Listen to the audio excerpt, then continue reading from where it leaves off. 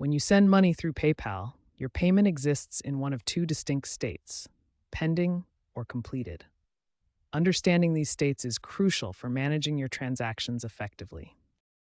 A pending payment means your transaction has been initiated but hasn't been finalized yet. This commonly occurs when the recipient hasn't claimed the money, their account is unverified, or the payment is under security review.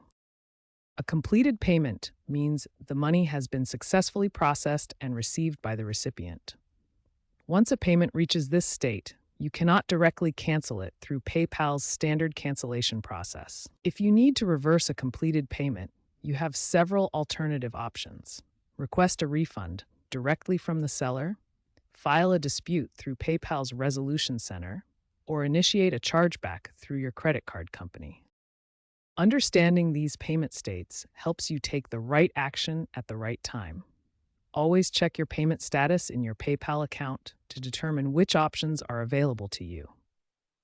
When you need to cancel a PayPal payment, your options depend entirely on whether the payment is still pending or has already completed. For pending payments, the process is straightforward and can be done directly from your PayPal account. Pending payments typically remain cancelable for up to 30 days. After this period, unclaimed payments automatically cancel and funds return to your account. The key advantage of pending payments is that you maintain full control over the transaction. For completed payments, direct cancellation is not possible since the funds have already been transferred to the recipient. However, you have several alternative options depending on your situation and how the payment was funded. Your first step should always be contacting the seller directly to request a refund. Many merchants have straightforward refund policies and will process returns quickly when contacted through proper channels. If the seller doesn't respond or refuses to provide a refund, you can file a dispute through PayPal's Resolution Center.